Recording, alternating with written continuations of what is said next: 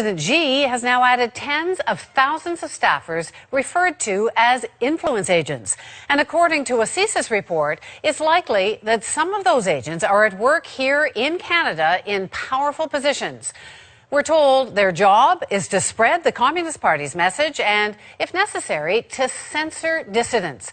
We can't provide direct proof the Chinese state directed the examples we're about to show you, but former diplomats and intelligence officials tell us there's definitely a campaign, and a lot of the details are laid out in a confidential report by the Canadian Coalition on Human Rights, sent recently to the Canadian government.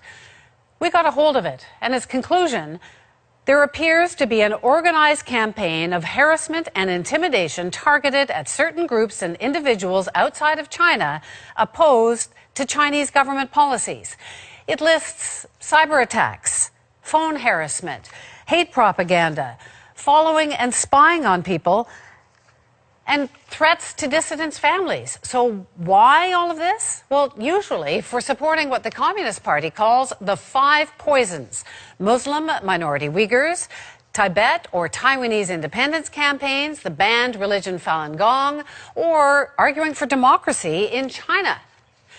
Just last month, a Canadian Uyghur woman tried to talk about China's persecution of its Muslim minority at Hamilton's McMaster University. But her speech got disrupted by Chinese students, and she posted this video the next day. I heavily suspected and believe it that these students have strong connection with the Chinese consulate, and they are instructed by the Chinese consulate. And these WeChat screenshots we found do suggest that the Chinese students were in contact with the Chinese consulate. And since then, she's received more messages that seem to threaten her son. Then there's what happened at University of Toronto Scarborough last month. The about-to-be new student president is Chimmy Lamo. She's Tibetan. And soon after she was nominated, thousands of hateful messages lit up her social media accounts. And she joins me now. So Chimmy, what was that like? There was something like 11,000 messages. How hateful, how bad were they? Yeah, there were some that said, I see you, I punch you, or like, your mom's dead, or, they were just brutal to read through. There were threats made against you, against your life. There were threats of rape, threats against your family. Are you afraid now? Have you been intimidated?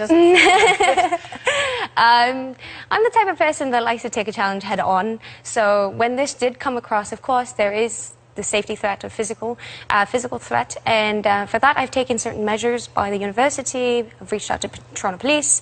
Other members of Parliament officials have reached out to me in terms of support. So what was behind it? Who or what do you think was directing this?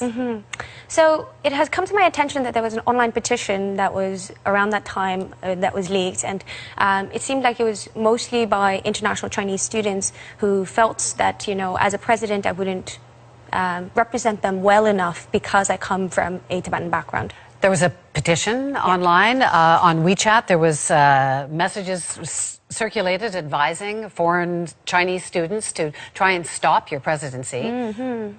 It sounds awfully orchestrated. Yes. But by whom? Because of my organizing experiences in other spaces, there's often a big link with the Chinese embassy or the Chinese government because they see me as a threat. And because of that, I was able to tell that, there must be a connection, because there's no way that students can organize within a couple of hours in the thousands. If that was the case while doing elections, I wish I knew the trick. I would have used that on my students and tried to reach out to as many students as I could during campaigning. So do you believe this is tied to the Chinese state?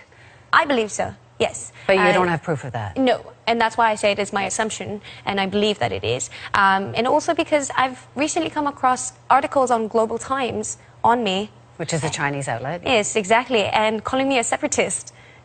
So I'm like, well, thanks for giving me that much attention. So how big a deal is this? I mean, are you seeing more of this? Is this getting bigger? Why should people, beyond you, receive these horrible messages? Why should people care? Students come to campuses hoping to become global citizens, hoping to become leaders, expand their knowledge and learn more, right? Not to be limited or policed by a separate entity, especially another country or another state. So are you suggesting that Chinese students are being used by the state? They're being manipulated?